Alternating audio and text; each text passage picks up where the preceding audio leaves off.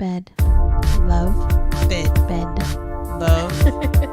Beyond. Bed, love, beyond. Bed, love, beyond. Welcome to Bed, Love, Beyond, the podcast for the hopeful and the hater in us to discuss sex, love, relationships, and whatever's clever with like-minded people like you who are also in limbo with love like us. I'm Miss April. What's up? I'm Jen. And we are on episode 137, and that's what I call growth. I think that was from Insecure. Maybe not. I don't remember. Yeah, it might. Yeah. I feel like it seemed like it was one of the last episodes. Maybe. One of them said that. Yeah. Was it when they were in the bar? Maybe. And that's what I call growth. Yeah. I'm pretty sure that's what that's from. So. The Daily Dish. Yeah, Daily Dish time. Today is voting day in America. I say America because I don't know where the you guys are right now.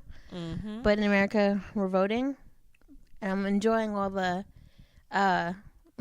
this is me voting in 2016.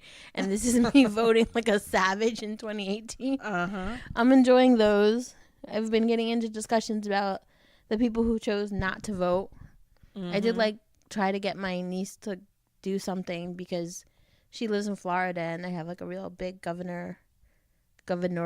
That's the word? I don't know. Is it gubernatorial? Gubernatorial. Yeah, I is think that it for is. governor? I think so. Why? Why can't they just call it governor? These extra terms. No.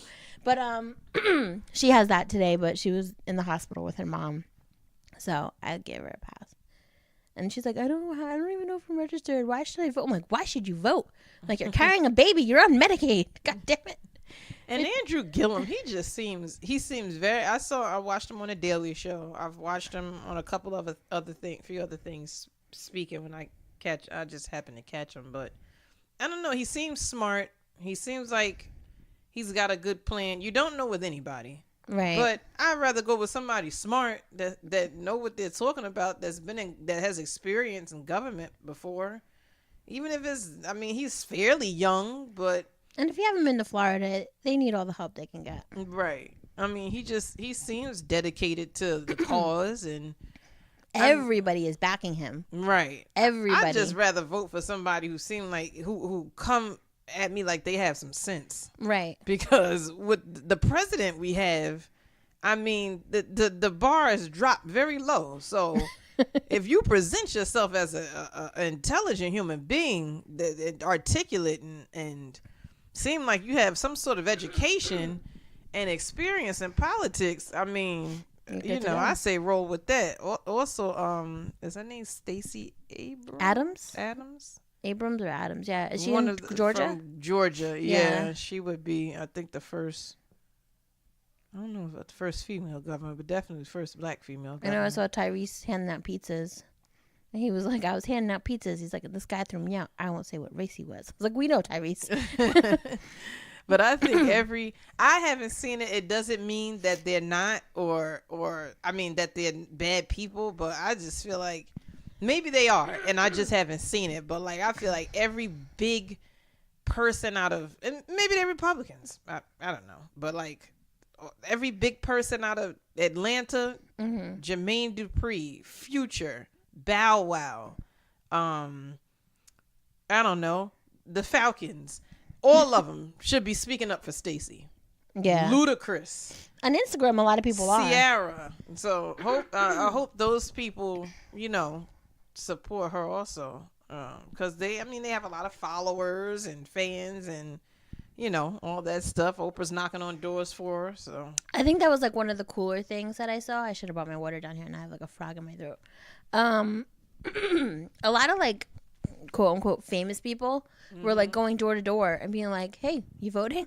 Right. And that's cool because they're not trying to be above anything. They know it, things affect them as much as they affect us. Mm-hmm. And they have family that it's going to affect. They may be balling out of control, but right. Their mom and dad may still be on Medicaid mm-hmm. or on government assistance or whatever the case may be. And if those and things are being employees, right? Oprah might employ some people. If you part time at OWN, you might need Medicaid, right? If you're an intern or production assistant, those people don't make a lot of money. I think there's a lot of websites out there, and since it's not that it's not important anymore, but maybe as 2020 election rolls around, we can be a little bit more proactive. There are websites out there that like inform you about like who exactly these people are and what they're about and what they want to do. And I do think it's important that anybody who's of age, oh my goodness, what is happening?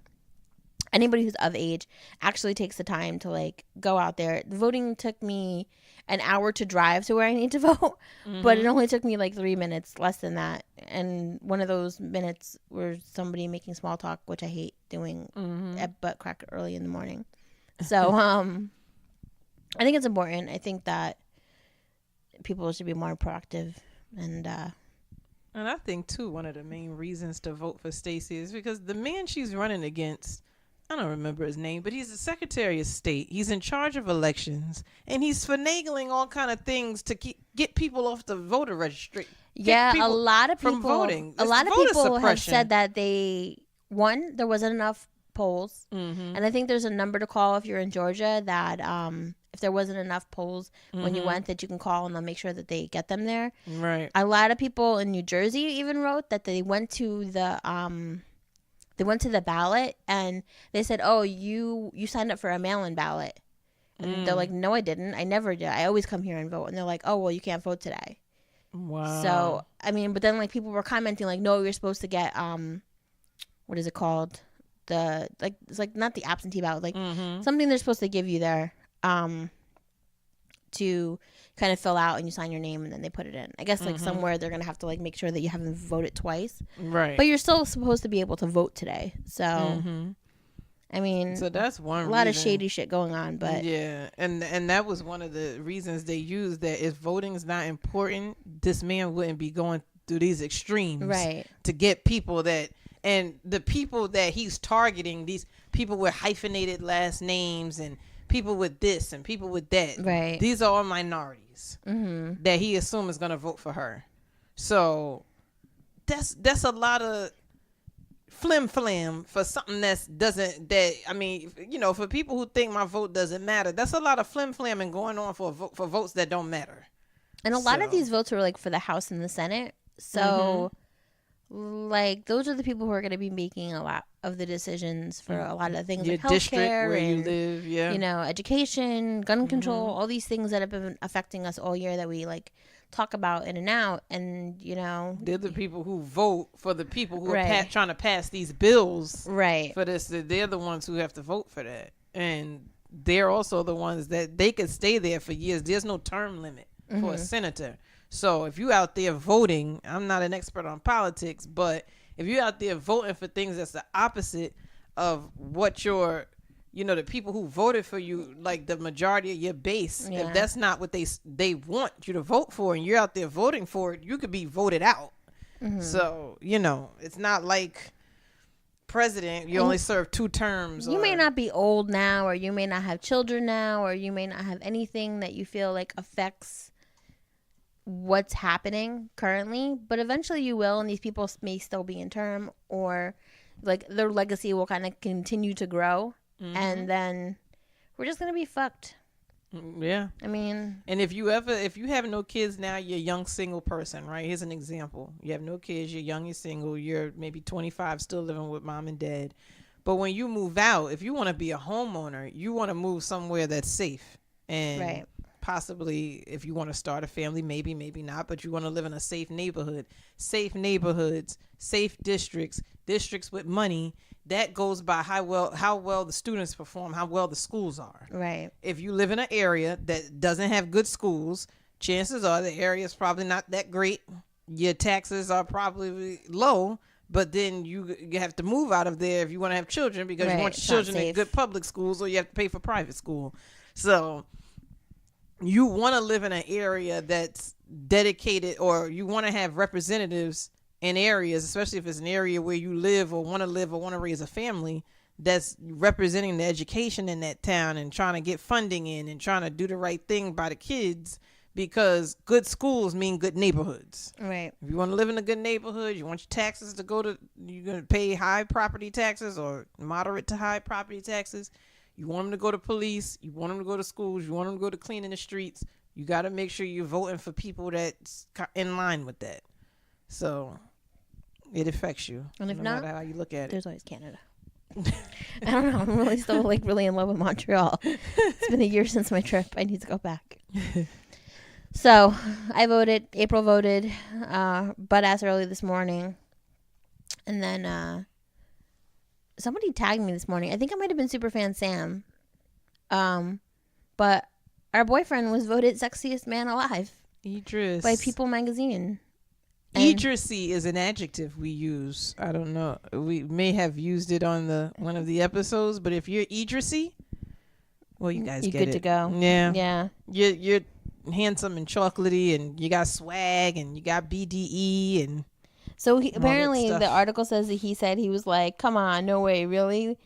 He looked in the mirror and he checked himself out and was like, yeah, I'm kind of sexy today. But to be honest, it was just a nice feeling. It was a nice surprise, an ego boost for sure. I love that he is so humble. mm-hmm.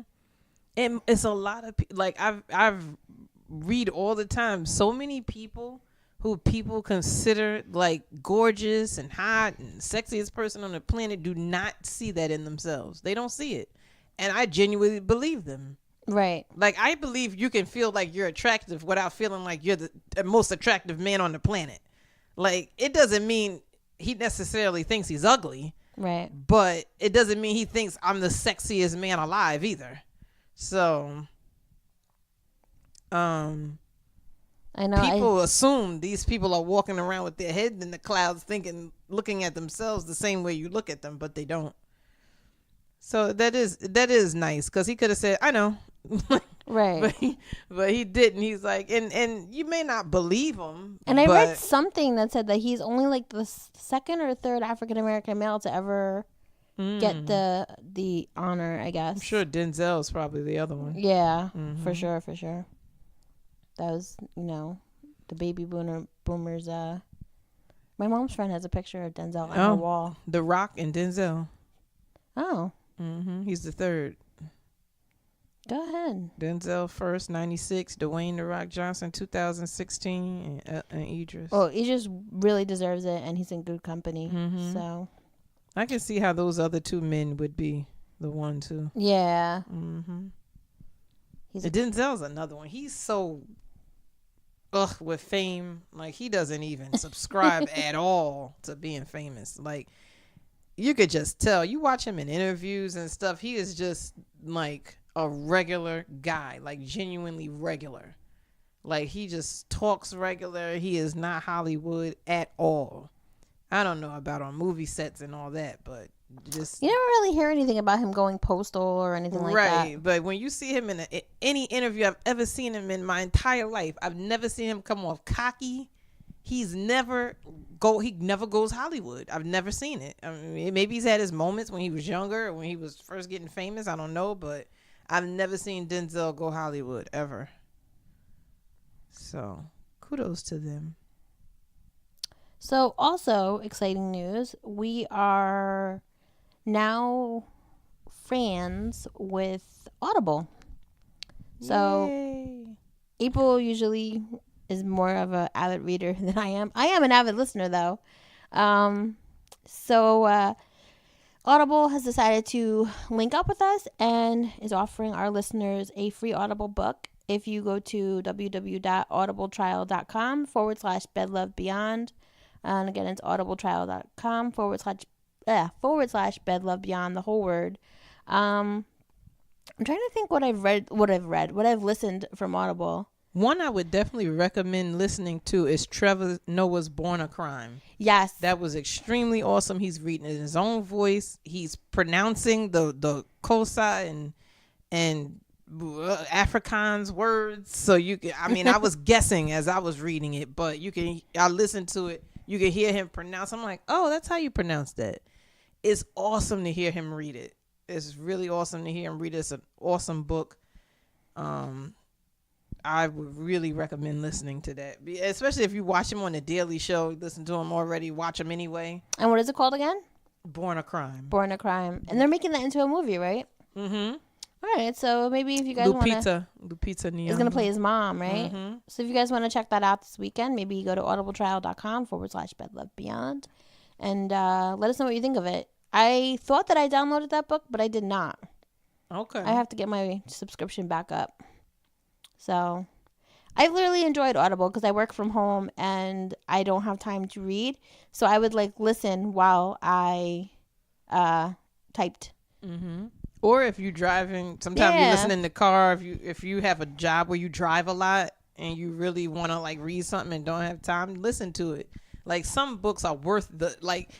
It's almost like some I've went to and listened to like a few minutes, and I'm like, I can see how somebody could listen to this because some people write books as if they're talking. Right. Trevor Noah is one of those books. It's like he's talking to you. That's how Anna Faris's book was too. It's like Right. she talks and she would like emphasizes certain things and like laughed or giggled and like you kind of felt like you were there with her. Right. Not so much with Andy Martinez's book. But I mean, but you can listen to it first and be like, can I listen to this person's voice? I was gonna listen to It, the book by Stephen King, but it was like 40 something hours long. Wow. But what's cool about Audible is that one credit is one credit. Like it's one book. It doesn't matter how big the book, how little the book. Or how much the book right. costs. Nice. So your one credit is the one credit. It doesn't matter. It could be like the unabridged version of something. And you know, you'll be listening for a long time. So holidays are coming. You got road trips coming. Pop it on in the car. So anything else exciting happening? That's a daily dish. It was your boyfriend's birthday, right? Saturday was his birthday. We went to DJ Envy and Lincoln Tech Car Show at the Meadowlands Expo. That was exciting. Yeah, it was okay. It was some of the cars he brought last year. That was at the thing last year. I guess he invited them back. Maybe a couple that won awards. He invited them back. He had a couple celebrity cars. He had a couple of his cars. A convertible 2-door G-Wagon. That was cute. Also, Lil' Kim had a convertible 2-door G-Wagon. Was she there? No. With her all plastic surgery? No. And she had a crown with like her Queen Bee logo on the seats. Oh, nice. 50 Cent had a gold wrap Bentley coupe that he sent. Cardi B had a goldish, no, it was like a orangey Bentley truck. Damn. Safari had one of those really expensive little small Mercedes coupes. I think Fabulous and DJ Envy both had like their 93 BMW coupes. Nas sent a Mercedes Benz from the 90s with Illmatic on the front. Nice. A license, like one of those license plate things. Said Illmatic. Now these are actually their cars, right? Mm-hmm. Nice. Was there any other? Safari. Oh, that was Safari's Mercedes. I'm trying to think. It was some other cars roped off in there that it didn't say whose it was. So I don't know. They were roped off, but it didn't say. Only some of them had signs. Right. So, but it was pretty cool. We like cool. car shows. We go all the time. So they had some Lamborghini, Ferrari. They had those off to the side. Ukta got to sit in one of those electric BMWs with the Lamborghini doors. Mm-hmm. He sat in that and did a little wheel, play with the wheel. But yeah, it was like a 1956 Bel Air there. That was really nice. Nice. Yeah, so it was pretty cool. But it was small. So it was inside the expo center. It was small. They had a bouncy thing. My kid doesn't get in those here. I don't know. He won't get in it. So I took his shoes off. He was like, "No, mommy, no." I was like, "Okay." Like, we're not doing this. So yeah, and they had a little food, and then Lincoln Tech was doing their thing in the back. But it was okay. It was his first time, I guess, kind of headlining it. Mm-hmm. Before he was like, I guess, like a. Sponsor when they had or it something? Lincoln Tech and Union, it was almost like he was like the celebrity host almost. Oh, okay. And this one, it was almost like he was like headlining it too, like DJ Envy and Lincoln Tech. Gotcha. And before he was Lincoln Tech like, was really just sponsoring it. yeah, and before it was like the Lincoln Tech car show, and DJ Envy's coming. Cool. And he brought some of his cars to that too. So he has a bunch of white cars. It's odd. But yeah, so that was pretty fun. And then his friend bought him tickets to see a Haitian band at a club in Elizabeth. Mm-hmm. Did you go? So no, I didn't go. Oh, But yeah, it was like a boys' a boys thing. night. Yeah, they took him. So he had that, and before he left, we had ice cream, cake, and dinner at home. Aw. Yeah, I got him a bag for his pool stick, for his new pool stick. It's always hard buying guys gifts. Yeah, because they don't really want nothing. Yeah. So that was the one thing, and I'm still gonna look for him a hat rack. We may have to do like a Christmas episode.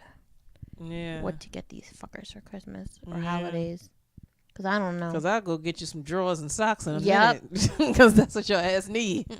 I told my boyfriend, I was like, you want more Tommy Johns? He's like, no, I have tons of hoarding packages of underwear that I haven't opened yet. I was like, God damn it, I don't know what to get you. Me, on the other hand, I'll take an Apple Watch. Just saying. John, if you're listening. Yeah. Take that Apple Watch. But yeah, it's hard to get, guys. Yeah, you don't really know. You need some beard oil? I don't know. How much is the new Apple Watch? I don't know. AT&T makes you get a line, right? Yeah, I'm like, nah. That's $180. I'm still paying my line off. Who can I call with this? Let me call somebody right now. Hello? I should see if I can put the Bed Love Beyond number on my watch. Put the microphone up. Like, oh, we got mad voicemails this week for some guy named Bob. Really? Bob, the mesh thing for your gutters ain't working. So whatever. It was like, I was like, oh, voicemails. You guys are calling. No, Bob, something wrong with Bob's gutters. I'm like, God damn. Wow. So today is episode 137, and that's what I call growth. This actually came out of nowhere, but actually not out of nowhere. Kathy Iandley, who's been on the show before, she's a music journalist. She wrote an article for Revolt saying, I guess Ariana Grande did what Taylor Swift couldn't, which basically was to write like a healthy breakup song. Okay. So Ariana Grande dropped her title track, Thank You Next, and it's a mature ode to her past loves, and as Kathy wrote, yet still footnoted with an air of I'm good, love, and joy. So basically, I think it was like dropped before. I mean, listen, you guys don't know who Ariana Grande is. I'm sure everyone knows who Ariana Grande is, but she was dating Pete Davidson from SNL. So everyone was like waiting for SNL because the promo for SNL was Pete Davidson talking to whoever the guest was that week. And he was like, hey, I think her name was Maggie. I'm not really sure. He's like, hey, Maggie. He's like, do you want to marry me? And she's like, no, Pete. And he's like, damn, 0 for 3. Like, as a joke saying like, oh, another person who doesn't want to marry me. I don't know who the first one was, but everyone knows the second one was Ariana Grande. So Ariana Grande dropped the song, I guess, the night before SNL. And then Pete Davidson was on Weekend Update, and he actually said something really nice. Like, he basically said, I know you guys are all kind of curious about the relationship. He's like, honestly, it's none of your business. She's a wonderful woman. I wish her nothing but the best. And sometimes things just happen, and basically like mind your own business. But then he like said something like, oh, at least I got a line in the song. And I don't have the lyrics to the song in front of me, but it basically says like things about Big Sean, and I guess she had a backup dancer, Ricky Alvarez, and about Mac Miller, who recently passed away. And it basically just says that like she thought things were going to be this way and they weren't, but she learned something from everybody and she thanks them. So, and then she's like, well, you know, I was engaged to Pete and that didn't work, but thank you next. I've fallen in love with someone else and her name is Ari. So she finally realized that she should love herself, right? More instead of jumping from relationship to relationship. And in the article, which we'll post on the site, and I did post on Facebook before, Kathy kind of goes on to say how, you know, Taylor Swift's breakup songs, you know, I knew you were trouble when you walked in, are kind of like a fuck you, but you know, she never obviously grows from any of that because she kind of goes out, dates, and then fucks up again, right? And comes back. I mean, and she writes another hit, but like, at what point do you say this isn't working for me, right? So I thought it'd be good off of that article to kind of talk about breakups and like how you really are supposed to grow from them and not, and they're gonna be earth crushing in the moment, but if you don't grow from them, if you don't take what you've learned and make changes, like, you're gonna end up in the same situation. Yeah, you're gonna be right back to where you started from. And just to put it out there, another queen of writing music that doesn't necessarily blame, but I think she's kind of the queen of it, I would say, is Mary J. Blige. Yeah. She doesn't necessarily bash or blame, but she kind of like, you know, I might cry, I might be depressed, but I'm gonna be all right. That was always kind of Mary's theme. Right. So, and she's after the divorce, she kind of had that album where she's like, hey, Mary's good. I got out of this situation alive. Right. And I'm going to keep on going. So that's been Mary's thing too. So she might, Ariana Grande might have took a page out of Mary's book and like, you know what? I'm about to go Mary on the ass. Mm-hmm. So, yeah. I'm gonna start singing fine. Like, I don't know what's gonna happen with Adele. Like, she's happily married now with a kid. Like, I don't know what we're gonna get from her. Maybe she'll write more story-ish because she is inspired by country music. Yeah. So maybe she'll write more story-ish type songs whenever she shows back up. So I read an article on Psych Central, and it says the growth is the unexpected gift of a breakup. You're supposed to grow. You don't always do it right away. Mm-hmm. So it said to see the gift and employ it into your life, become aware of reoccurring patterns from past relationships. You will notice that the pain you feel now isn't novel or fresh. And while it's related to the most recent heartbreak, the ache is an old suffering that wants to be heard. The feeling has a message and the cry is for help. If you don't resolve this, the same heartache will continue to repeat for future relationships. What do you think about that? It's true. I mean, if you don't heal it, it'll just stay with you. Mm-hmm. It's like I've heard it kind of compared to like a sore that festers. If you don't clean it, mm-hmm. if you don't make sure it's not infected, and put what you got to put on it to heal it, it's just gonna get worse. And I feel like I've said this so many times to people who like, especially like my niece and, you know, just different people who like had breakups. Like, it is so important to take time for yourself. Mm-hmm. And I know people say like, oh, you need to love yourself first. And it sounds like a cliche thing mm-hmm. to do. But you really do. Because once you do, you're realizing that you're not going to like put up with half the shit that you did. What you want, what you don't want. Right. What you deserve. Right. What you don't deserve. And I think I always watch Iyanla. I think she's pretty genius. The way she approaches life, mm-hmm. basically. I know a lot of people say about Iyanla, like, oh, she's how did a lot of people say it in comments, like what she's doing is dangerous because this is people's mental health and she could make their mental health worse. It's dangerous what she's doing because she's not bringing up their something? Trauma. Oh, okay. Like people who had sexual assault mm-hmm. or whatever trauma, childhood trauma, is dangerous what she's doing, bringing up their traumas. It could get worse. But right. One thing people don't realize, if you don't watch all the time, if you just watch clips, that's clickbait. You have to understand. They put these little clips online so you'll watch the rest of it. But nobody watches the rest of it. They just watch the little clip. And then I don't watch the rest of it because I don't have own. Whole opinion. Well, some people do. but what happens is, first off, she has PhDs and licensed therapists behind the scenes. Right. 2, the people call her. 3, and they have to tell her the trauma. Producers their story. Right. And then probably another set of producers their story. And then you get in front of the camera. Right. And another thing is, danger. What she's doing is not a danger to their health. They get to her having already been endangering their mental health. Right. Usually when people get to her, their marriage is in shambles. They're abusing substances. They ain't talking to their mama, daddies, aunts, uncles, cousins, sister, brother. They're not talking to them. They're not talking to their children. They're estranged from everybody. They're drunk or high all the time.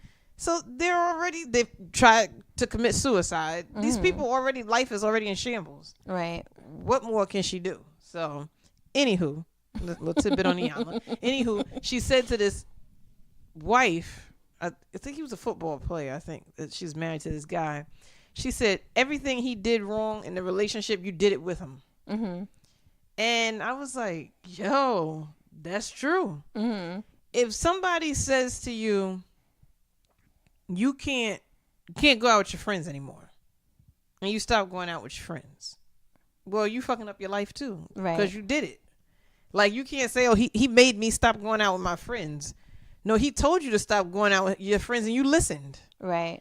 And, you know, it's like when the person starts yelling and you yell back, well, he was bad at communicating. Well, you were too, because you participated in it. If you sat there and like, maybe you should cool down, this is not an effective way of communicating. That's not what you did. He yelled and you yelled back. Fuck you. Right. He cursed and you cursed back. Mm-hmm. He gave you the silent treatment, you were silent back. And it's not about begging anybody to talk to you, but you can say good morning. He don't say it back. It's almost like when your mother asks you when you were a kid, if they jump off the bridge, you're gonna jump too? Right. You know what I mean? Like, you can't just sit back and say, well, he did it, so I did it. Sometimes you have to be the bigger person. Right. And it's like, or you could say, I'm not going to have a marriage where we walk around the house not speaking to each other. So you want to solve this? You want to get divorced? You want to go to therapy? What you want to do? Right. I'm not going to have this type of marriage. I'm not going to show my child or my children this type of way of communicating. Mm-hmm. So if, you know, even if you enable somebody, whatever they're doing, you're helping them do it. Right. If you're enabling them, you're supporting what they're doing. If the person drink too much, and you, like, this was a situation with that couple. He was drinking too much. She didn't want to say out loud that she felt like he had a drinking problem. Okay, well, so why? And she was like, "Do you feel like your husband has a drinking problem?" And she paused and she kind of, yes. If somebody's drinking and you don't say to them, "Hey, you're drinking too much. I think you're an alcoholic. I think you need rehab. I think you need to find some other way to cope with your problems." If you just sitting there, let them get drunk every night and don't say nothing, you're doing what they're doing. They're abusing substances. You're enabling them. You're not saying anything. So it's almost like when you do get out of a relationship, if breaking up is the thing you decide to do, you can't just sit there and say, I was the perfect angel. I did nothing. Everything was on me. Everything was done to me. I did nothing wrong. It was all them. Right. At some point, you have to take the time to sit back and say, I fucked up too. I fucked up this relationship too. I have to take responsibility for what I did. And I think a lot of people just keep having toxic relationships because they don't want to take responsibility for what they're doing in these relationships. I mean, you know, at some point you have to say, all right, well, I did, you know, I contributed to the silent treatment. I contributed to the yelling and screaming and cursing and all the, you know, a lot of the things that were going on. You have to be willing to admit to it. You have to definitely be willing to admit to it, but also, like, I think you also need to be honest with yourself and, like you said, say, well, you contributed to it, but then also, I think people put up with a lot because they want the relationship to work. Mm-hmm. And then, like I know for myself, like, looking back at the shit that I dealt with Brooklyn, like, I am mortified at myself. Mm-hmm. Like, who was she and who told her that was okay? Like, I know everyone told me it wasn't okay. Mm-hmm. But, like, I was just like, what? And I don't really know what the turning point was. But eventually, like, I realized, like, okay, one, like, that was super unhealthy. Mm-hmm. Like, the things that he would say and do were just, like, mean. Yeah. And, like, hurtful. And, like, I just thought that, like, He's honest. He's going to change. He's honest, you know. Mm-hmm. Like, I appreciate his honesty, and I did appreciate his honesty, but I should have listened to what he said. And honesty doesn't have to hurt. Right. When you're being honest with somebody, it doesn't have to be harsh and blunt. Right. Like, you could be honest with somebody. Why does people think honesty have to be, like, evil? Hurtful? Like, why does it have... You don't have to be blunt. Right. You could be straightforward. Right. But you don't have to be blunt and hurtful and not have tact. Right. You don't have to do it that way. There's a positive way to communicate. And I think if I would have just walked away from that and then, like, didn't process it and, like, take some time to just, you know, go out, have fun, like, go out with my friends, date, like, or whatever I was doing, like, I think I might have jumped back into something else, and then accepted some of that stuff from someone else, and I probably did a little bit. Like, I'm sure that there was relationships after that where there was like bits and pieces of like what seemed like normality to me, and it wasn't, because I didn't really process it the way I did. I cried for a while, then I got on MySpace or Facebook or whatever was popping back then, and was like, who can I find? And I found like an old ex, similar people, right? And then I was like, you know, maybe not as strange, but on the spectrum. No, then I found that I reconnected with the Intrepid. And then, you know, that got weird. We were having sex, and then we weren't allowed to have sex because of God. Like, yeah, whatever. Extremes. But like there were still like things going on that like I really needed to take time to myself and just say, this is what I want. This is what I want to do. And even between my boyfriend now and my ex, I was single for like a year before I got into like a relationship. So, I mean, I was on the podcast and you guys knew I was dating here and there, or like going on dates. But like an actual relationship, I took some time and I was like, okay. And that wasn't even like a damaging bad relationship. We just kind of like realized we wanted different things. And then I was like, okay, I need to check this out on like day one. Even though I could have swore I already did. Right. When I say on the spectrum, I don't mean autism.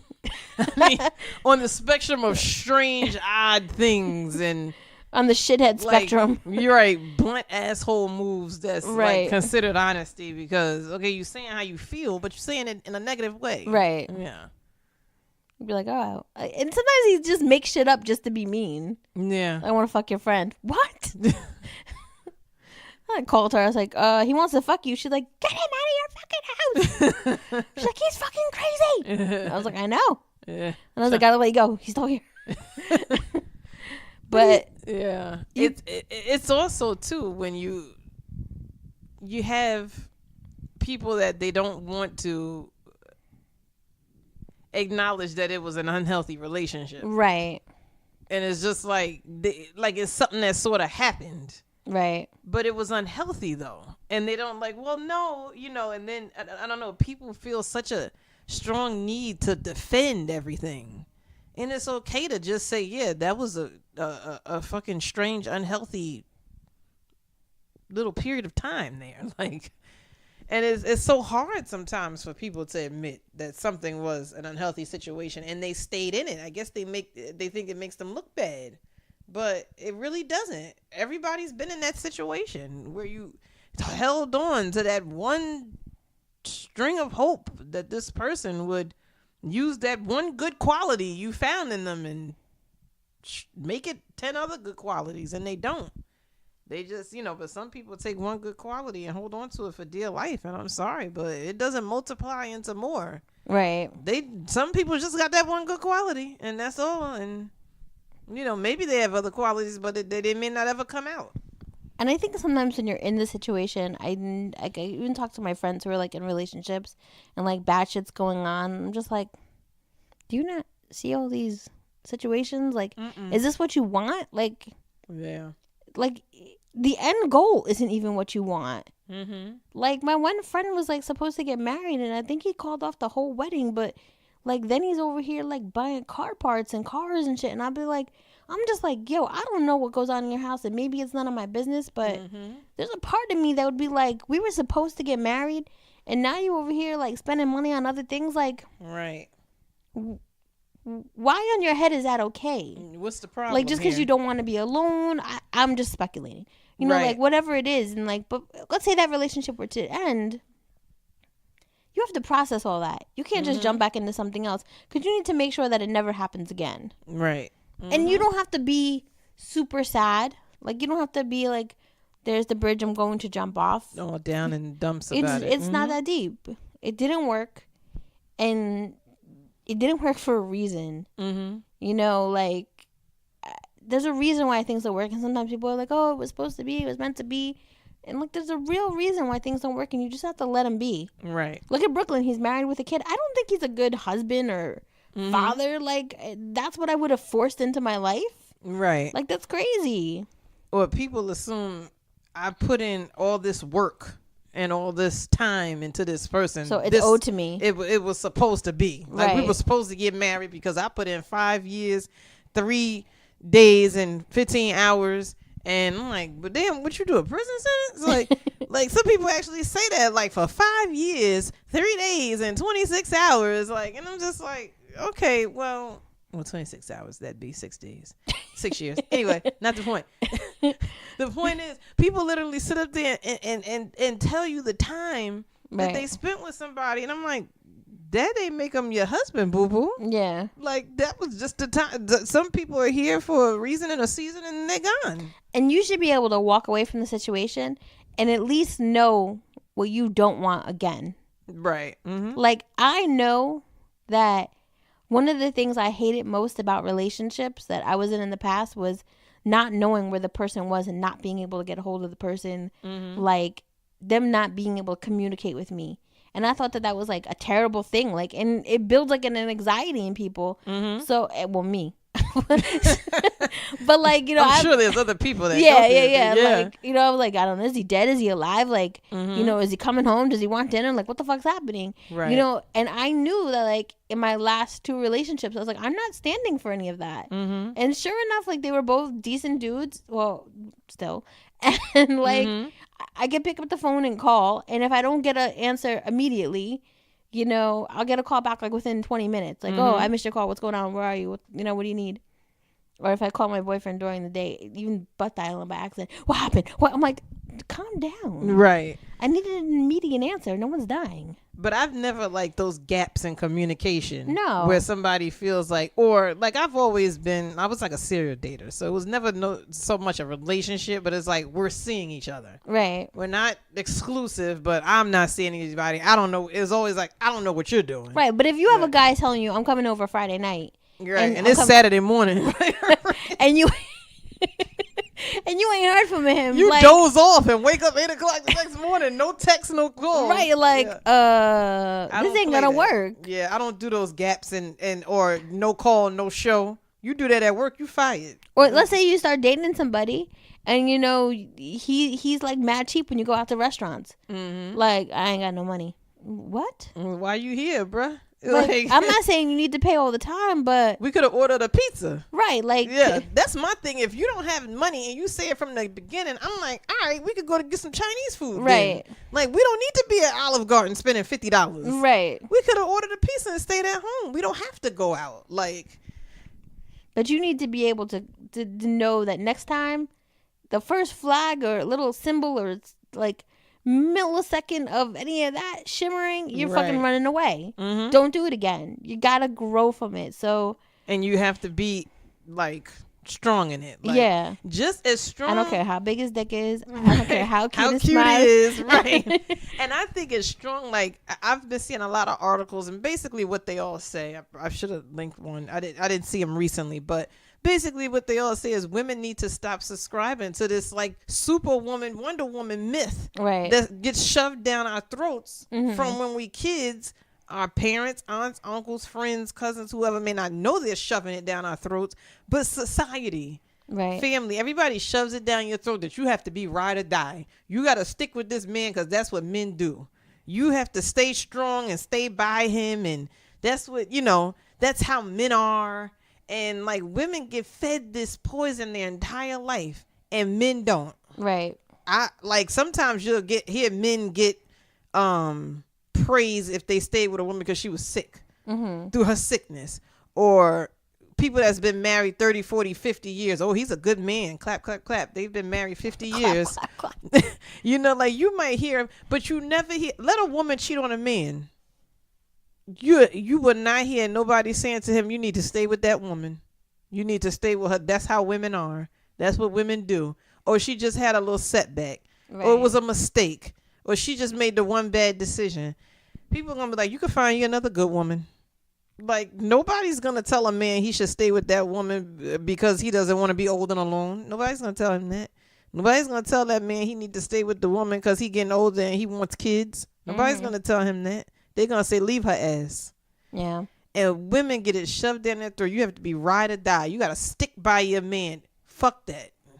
And this man out here screwing up. And one thing I said, if you're going to be ride or die for the man that's doing you wrong, be ride or die for yourself too. Right. When it's time to say, like you said, when you see those little signs, right off the bat, it's time for you to be strong enough for yourself to say, nope, not dealing with it. This ain't working. As strong as you are to say, I'm sticking by him. All these bad mistakes, all these I'm sorries, all of these bad decisions and so-called mistakes, you stuck by him. Be that strong when it's time to say, nope, not doing it anymore. I'm not gonna let this go any further. The problem is that when you break up with somebody and you carry that baggage into the next relationship, like you might ruin something that might possibly work out. Yep. Like, you don't know that these people are gonna do these things. Mm-hmm. You know, and it's almost like you putting it on them, right? Like you making the other person pay for what somebody else did. Right. They don't even know this person. Men have. I've had a lot of experience with men doing that. Well, I mean, one woman hurt you 10 years ago. Well, Martini was on the show. Martini used to talk about it all the time, and I think that's something that we all tried to get across to him. Mm-hmm. Shout out to Martini. That like you can't carry that with you because that may be why you're not able to like succeed with any other relationships because you're still so hurt and angry about the other stuff. Every woman is paying for what you feel like was done to you. Right. And sometimes things are done for you. Right. Like when we talk about growth, sometimes somebody breaking up with you, maybe the universe, if you believe in God, if you believe in karma, if you believe in anything, maybe something was done for your benefit. Mm-hmm. Like they, one of those sayings, when one door closes, one opens. When a door closes, opportunity knocks. However you want to look at it, when somebody leaves you or walks away from you or breaks up with you, it's leaving a chance for something else to come. I saw something today that said something about like breakups are so hard or something. Mm-hmm. How I've been crying all day, like how I can't even get to sleep. It wasn't about breakups. It was about like something with relationships. And then like somebody commented, I don't know if it was like a meme or something. And then somebody said, any man that can like watch you cry and then go to sleep while you're falling apart is not the man for you. So like you need to let it go. And like I think a lot of people, couples get into arguments. God knows I got into thousands of arguments in Brooklyn where I sat there and I was like, oh my God, why won't you talk to me? And he'd be like, with his headphones on. Like, bitch. Man, that might have actually been the Spectrum Max. I'll take that back. But like, you know what I mean? Like you gotta like sit there and say, who would want me to be this hurt? Mm-hmm. Yeah, that's terrible. And when you really think about Brooklyn, he really resembles that kid from Atypical. Oh, yeah. When you said headphones, that's what I thought about. And I'm like, once you start thinking about how he talk and stuff, you're like, I mean, he does have intellectual conversations when he wants to, but he is super socially awkward. And this is before my social work skills were on and popping, but he's probably definitely on the Asperger side of things. But yeah, now that I think about it. Young man from Atypical, he's smart and all those penguin facts. All those penguin facts. Tutoring his sister, he was smart, but So this article from Good Therapy says that 5 tips for healing after a breakup. 1, take a break. Like, delete your apps. Do whatever you need. Take a real break. 2, sort it out. Figure out who went wrong, what went wrong. Mm-hmm. Be honest about it. 3, take care of you. Don't be on some like, is he okay? What's going on with him? Are you sleeping okay? Fuck that. Are you sleeping okay? Are you eating? Are you taking care of yourself? Number 4 says date yourself. I like that one. At anyone who cannot go to the movies or to dinner by themselves and you're like in your 30s, I'm a little worried for you. Just get up and just it's do it. It's very liberating. It really is. I remember the first time I did it I was in college, undergrad. And I had decided I wasn't going to eat any more fast food or eat from the food truck. Mm-hmm. So every day I go eat at Applebee's and get a salad. You must have been balling. I don't know. I would go get like a little lunch special. Yeah. Because if you think about it, by the time you buy Checkers, you right, pretty much $6-7 $10, anyway. $11. Yeah. So I would go sit in Applebee's with my books or whatever, notes or whatever class. Because it was one semester I had like a 3-hour gap between classes, and I would drive to 440 and I would go in IHOP or Applebee's or some restaurant and sit and eat. And I was like, and one time a waiter, I still remember, he kind of looked like Special Ed.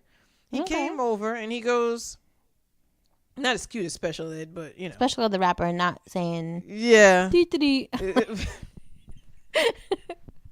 Throwback to Carlos Mencia. So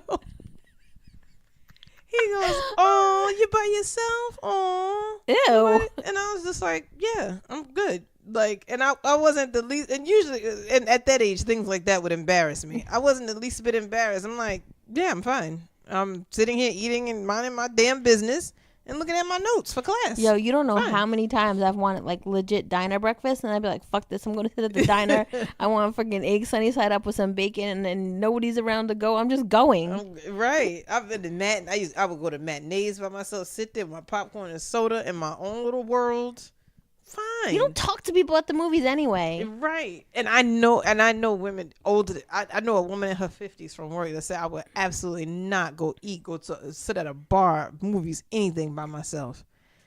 I have a friend who's like, "You go by yourself?" I'm like, "What's the difference?" Yeah. And I'm like, and I said that you really need to reconsider that, because why? Why not? Just try it. What does it mean for you to go sit at a bar and have a drink by yourself? Men do it all the time. Men leave work and like, I don't really feel like going straight home, and go sit at a bar by themselves and have a drink. And you might actually learn how to socialize a little bit, because sometimes people do come and talk to you, or you hear someone talking about something and you could jump in on the conversation. Or you just laugh. Right. And a guy will see you laugh. That's kind of his opening. Right. Right. To say, okay, she thinks I'm funny. Hey. But once you realize that you could do those things by yourself, you realize that the needing part of somebody else is not there. Right. You're like, I want you, yes, but I definitely do not need you. And if you, and I think that's a big thing, if you can't go do things and do these activities by yourself, if you're a woman who feels like, I can't speak for men, but if you're a woman who feels like you cannot go to a bar, restaurant, movies by yourself, you're looking for codependency. Yeah. That's what you're looking for. You looking for the lady I mentioned. That's what she's looking for. She's looking for a man to take care. Her husband took care of her for years. He's an ex-husband. They've been divorced 10 years. The past 10 years, she's looking for a man to take care of her. That's what she's looking for. And I know another woman said, "Oh, I can't eat by myself." How you go? Said the same thing to me. How you go to the movies by yourself? How you go to these places by myself? And my question to people is, why not? What does it mean to be a woman sitting somewhere by yourself? What does it mean? You look, well, one answer I got is, I don't want to look desperate. Desperate for what? A drink? I just want a damn Some steak. popcorn and a soda? Like, what are you desperate? How does that look desperate? If you think the eating out thing is weird, definitely just do the movies. Start there. Start somewhere. Right. I took myself on a date to New York City once. I went and I had Chinese food at this place, and then I went to go see Step Brothers. It was horrible. But I went to... Yeah. I'm in New York City. Nobody knows me. Everyone eats by themselves there. Everybody's kind of loners in New York City. I think that's might have been like one of the first times I did it. Mm-hmm. And I think it was like after I broke up with Brooklyn, even though I saw him that day. Don't judge me. But I was like, yeah, I'm independent. I went to lunch by myself. You're in the city? I'm in the city. Are you? It wasn't fully healed, okay? But I was working on it. But it's like, if you do go to these places, like, it's not going to a bar or a restaurant or movies by yourself is not an act of desperation. No. An act of desperation is when you go to these places throwing yourselves at other men, looking for attention. You can look desperate with a group of friends. Mm-hmm. You go in there, titties out, legs out, everything out, tons and tons. I'm not talking about a regular little I'm not talking about you beat your face regular, put a little makeup and whatever on. I'm talking about you overdid it. You overdid it with the makeup. You overdid it with the eyeshadow. You got a mini skirt on at AMC. Got everything hanging out. 6-inch heels. Yeah, 6-inch heels at the movie theater. You can look desperate with a group of people. So looking desperate has nothing to do with being by yourself. I agree. The last tip is to find support. Mm-hmm. And I don't think... Some breakups are not easy. Some are just like, oh, we did it. It's over. Fuck them. Mm-hmm. But they're not easy, and you shouldn't have to go through it by yourself. Hopefully you have a good group of friends who will talk you off the ledge and talk sense into you. You always need, like, a couple friends who are going to be, like, honest with you and not coddle you. Mm-hmm. Some of them will be like, oh, don't worry, you'll find someone else. It's gonna be okay. You need the friend to be like, yo, he was a fucking psycho. Right. Good thing you got out of that when you did. Right. The dating scene is fucked up, but you're gonna be all right. Yeah, you'll be all right. You might not find somebody tomorrow, next week, or even next year. So the fuck what? Live your life. Right. Yeah. So, and then there was another article that basically said to kind of like journal. Journal the things that were really great about the relationship. Journal the things that were really shitty about the relationship. And they suggest guys and girls do it. Because guys too, like I'm sure you date women and like you were like, I really want a woman who's going to do this or that. Or maybe you realize that some of the things that you thought were important or qualities for a woman to have, you realize that they're not that important. Maybe you were like, oh, I really want her to be like classy or dressy all the time. And then you realize like that shit takes 4 hours. Like I just want to chill with her. I don't need it to be right. That's not the most important thing ever. So, but you need to journal these things to figure out what it is. Like you were in high school and you used to play MASH, like you do like a pros and cons list. And you could Google journal prompts. There's journal prompts for everything. If you just Google it, it'll come up. If you can't think of, like, sometimes you want to write, but I can't think of how to start. And some people are like, oh, I don't like, I even tell like some of the clients I have, like, they're like, oh, I don't want to write. Like, and I had this kid who had a phone. I'm like, text it to yourself. He's like, oh, I like that. I'm like, okay, whatever. I notice something when I'm journaling, things start to, it creates a, rumbling in my brain. Like, sometimes you could be writing and you're like, oh, yeah, I didn't realize that. I have books of poetry that was like my way of kind of like purging things, and now I can kind of go back and read them. I'm like, God damn, who hurt you? Right. And then I'm like, oh, that was that motherfucker. That was that motherfucker. But without me really knowing it, me just thinking I was being artsy, I was kind of like being therapeutic to myself because, yeah. Write it however it doesn't have to be just regular writing. It could be a poem. It right. could be in the form of a song if you know how to do that, or anything. But I've realized writing, it gets my brain going. It gets me thinking like a little deeper. Like, oh, okay, that might have been my fault. And it's a good one. I might have been there. That might have been me on that one. Like sometimes just writing stuff out, you're like, like, oh, I didn't think of it that way. It just makes makes other thoughts and emotions and stuff kind of come out. You don't realize that's going to happen, but trust me, when you start writing, it happens. Yeah. I don't know. Anything else you have about this? No. Well, thank you, covered Ariana. a lot. Thank you, Ariana Grande, for showing ladies after so I for guess this generation. It's almost like a block, like almost like a weekly thing or monthly thing that Kathy. No, Kathy just writes Because it's like because it said I guess is. Oh, I think maybe she does do something for Revolt, like weekly. Maybe. Yeah, like almost like not Dear Abby, but something like a column. Yeah, I think she does like pick something a week.